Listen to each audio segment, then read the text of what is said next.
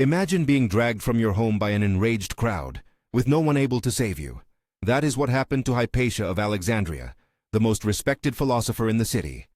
Or what Hypatia of Alexandria suffered before being cruelly murdered will shock you. The sentence is not an overstatement made for effect. It is a compact truth about a death that turned a learned woman into an emblem of a city's unraveling. What follows is the reconstruction that historians can make from fragmentary, often partisan sources. A portrait of a public life interrupted by political violence, of rumor and rivalry shaping a private fate, and of a single act whose reverberations altered how later generations remembered Alexandria and the last flowering of classical learning there. Alexandria in the early 5th century was a city of extremes. It was still a great port of commerce, a crossroads of languages and religions, and a place where public reputation mattered as much as rank. At the center of some of that life stood Hypatia, daughter of Theon, a teacher and philosopher who led a school of Neoplatonists and gave public lectures on mathematics and philosophy. She was renowned for her learning, for the skill with which she taught geometry and astronomical instruments, and for the way she moved among senators, students, and civic officials. To many, she was simply the philosopher, an exceptional figure who taught in the city's colonnaded porches and advised pupils from across the Mediterranean.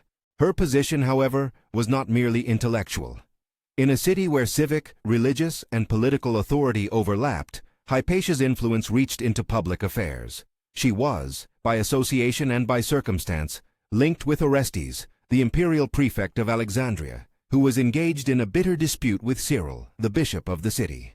That rivalry was not an abstract quarrel about doctrine. It was a contest over legal authority, control of spaces, and the loyalties of guilds and street groups. Into that combustible mix stepped rumor and resentment, and Hypatia's prominence made her visible in a way that invited both admiration and attack. To understand how a philosopher became a target, one must see how public life in Alexandria had changed. Bishops like Cyril were consolidating ecclesiastical power and cultivating followers who acted on the streets. Rival factions, civic leaders, guilds, and groups of clerical supporters used processions, accusations, and shows of force to settle disputes. In such a climate, personal associations could be read as political allegiances. Hypatia's relationship with the prefect, whether it was counsel, friendship, or influence, was seized upon by opponents as proof she was obstructing the bishop's authority. Gossip hardened into accusations. Intellectual visibility became, for some, an act of defiance. Tension increased in the years leading to 415 CE. Accounts point to a pattern of escalating confrontations, protests, legal skirmishes, and the use of thuggish auxiliaries in service of clerical aims. Historians debate the precise motivations and the degree of Cyril's direct responsibility. Sources conflict and carry their own biases. But the outline is clear: a city divided, authority contested, and a woman whose public role placed her at the flashpoint. On a spring day in or around March of 415, that tension broke into violence. The sources do not agree on every detail, and we must mark uncertainty where it exists. Some accounts say Hypatia was set upon as she left home. Others say she was accosted near a church precinct or dragged from a carriage. According to Socrates Scholasticus, the philosopher was seized by a mob and brought to the Caesareum, a prominent public building associated in some accounts with Cyril's supporters. These are not mere theatrical flourishes. They place the act within the city's heart, the very spaces where disputes had been waged in public. The moment of abduction, reconstructing it from the available texts and from what we know of Alexandrian urban life, would have been sudden and disorienting. Imagine a sunlit arcade, the clack of sandals on stone, the rustle of robes, then the collapse of etiquette as a crowd surges. Voices go from argot to shout. A scholar's measured step is replaced by the scuff of rough hands. Hypatia, often described as dignified and composed, found herself at the mercy of a public that had been incited to action. Contemporary writers describe humiliation, her clothing torn, her carriage overturned, her dignity stripped as part of the show's purpose. Whether every detail of that humiliation is recorded accurately cannot be known for certain. Sources sometimes amplify outrage to make political points. Still, the core fact remains consistent across narratives. She was forcibly taken in a public act that transformed private enmity into communal spectacle.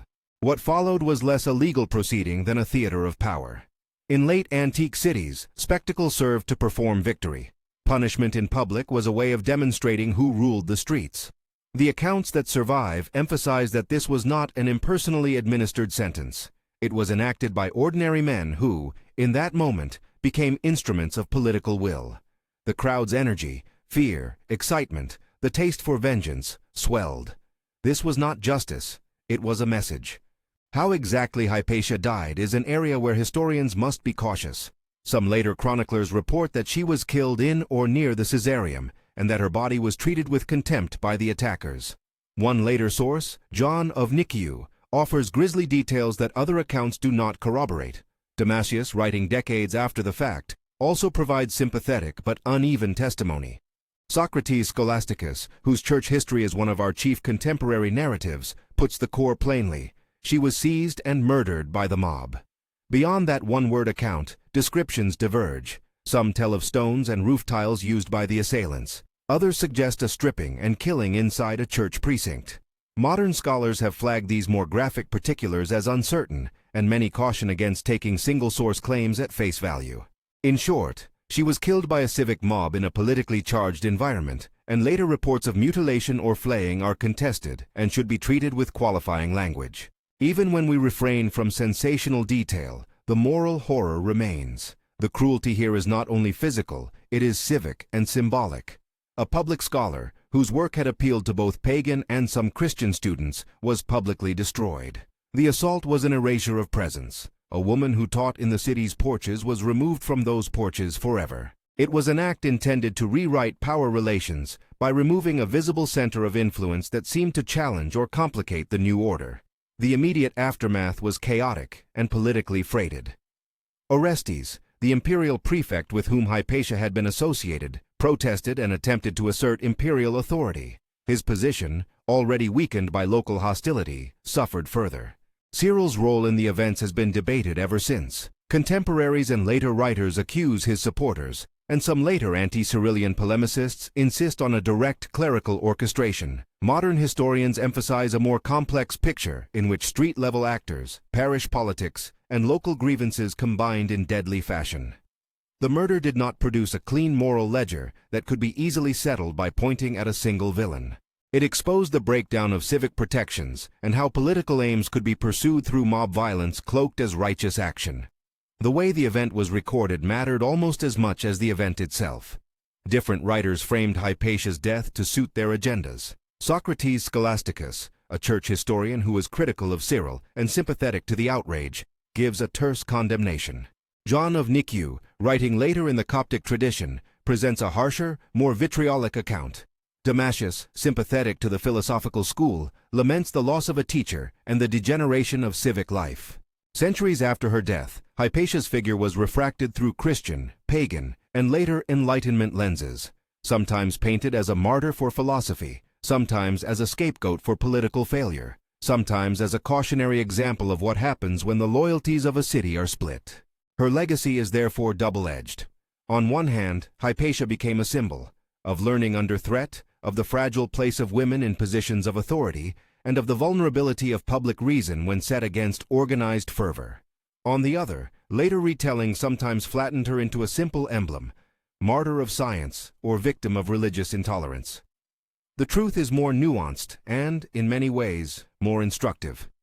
Her death was the product of politics and contingency as much as of ideology. It tells us about how rumor turns to action, how civic institutions can fail when authority fractures, and how public spectacle serves as both punishment and political claim.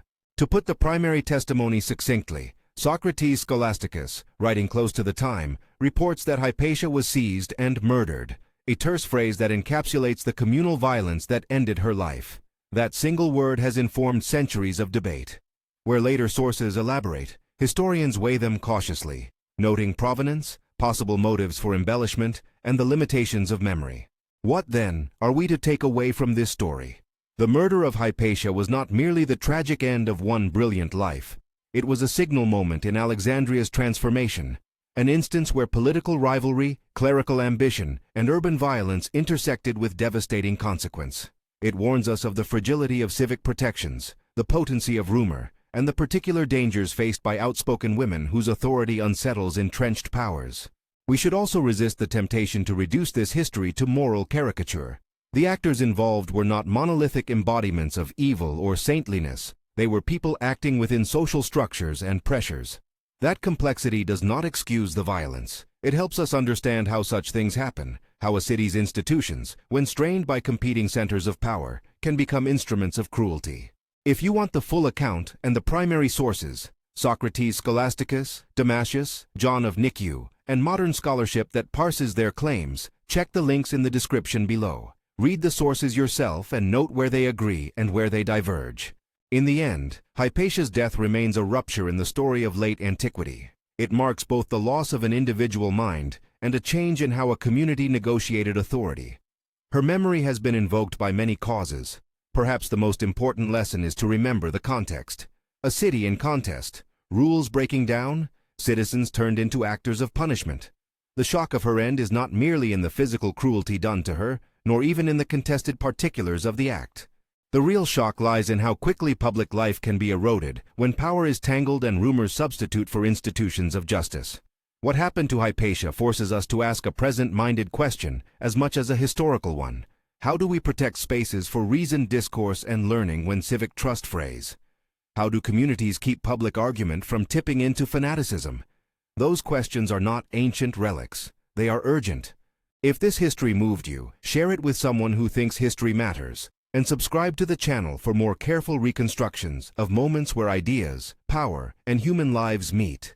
Remember Hypatia not only as a tragic figure, but as a reminder of what is at stake when public life unravels.